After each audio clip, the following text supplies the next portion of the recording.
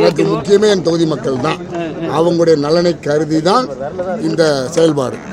எனக்குன்னு தனி விருப்பு வெறுப்பு எதுவுமே கிடையாது.